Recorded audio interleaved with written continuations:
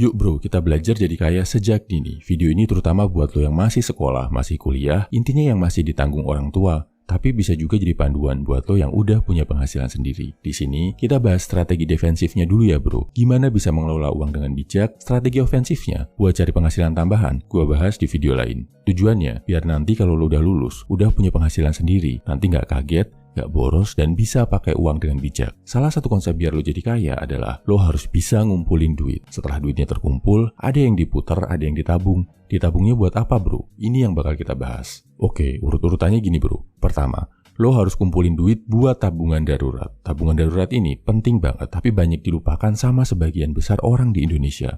Tujuannya buat jaga-jaga, buat jaring pengaman kalau tiba-tiba ada bencana. Misal, kalau lo sampai di PHK, lo mengalami kecelakaan, kepalingan, atau ada barang penting yang rusak. Buat lo yang masih pelajar, misal tiba-tiba orang tua lo nggak bisa kasih duit bulanan, tabungan darurat ini penting banget. Ini yang bisa bantu lo tidur nyenyak, nggak overthinking masalah duit. Besarnya berapa? 3 kali pengeluaran bulanan lo bro. Jadi mulai sekarang, cari tahu berapa besar pengeluaran bulanan lo. Uang jajan, uang transport, uang makan, pulsa, SPP ku dihitung juga nggak masalah bro. Habis itu kalikan 3. Misal pengeluaran bulanan lo ternyata 500.000. Dikali 3 berarti 1,5 juta. Nah, coba lo dari sekarang nabung dikit-dikit, kumpulin uang 1,5 juta ini. Terus masukin tabungan. Nggak boleh diambil-ambil kecuali darurat banget. Nabungnya terserah. Mau di celengan boleh, di bank boleh. Usahakan di tempat yang nggak gampang diambil bro.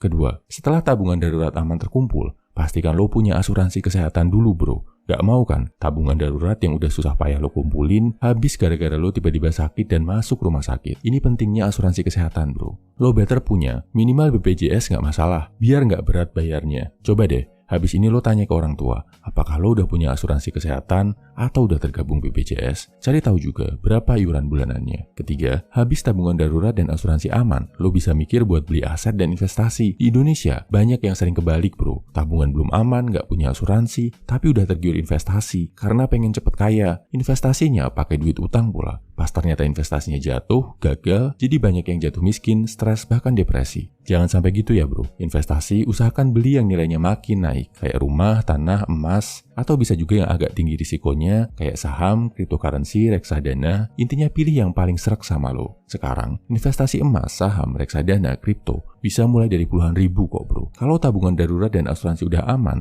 lo bisa coba daftar ke aplikasi-aplikasi investasi resmi dan coba belajar konsepnya. Kalau perlu, minta diajarin orang tua lo ya bro. Keempat, ini tentang utang. Mulai sekarang, kalau lo ngutang, mau ngutang ke temen, ke kantin, atau ke siapapun itu, mulai dicatat jumlahnya. Dan usahakan maksimal utang 30% dari uang bulanan yang lo dapat. Misal lo dapat uang bulanan 1 juta dari orang tua, maksimal utang lo adalah 330.000. Nggak boleh lebih. Kenapa? Tahu nggak bro, banyak orang dewasa yang udah kerja, gaji bulanannya selalu habis cuma buat bayar cicilan dan hutang. Jadi nggak bisa nabung, nggak bisa punya aset. Jangan sampai lo mengalami hal ini ya bro. Kelima, ini hubungannya sama sedekah. Uang yang lo kasih buat membantu sesama yang nggak mampu, atau yang lo bayarkan tiap kali selesai ibadah. Ini penting juga bro. Selain buat membersihkan harta, juga bisa buat melatih rasa kemanusiaan tentang pentingnya berbagi. Biar nanti kalau lo udah kaya, nggak jadi tamak dan serakah. Berapa besarnya?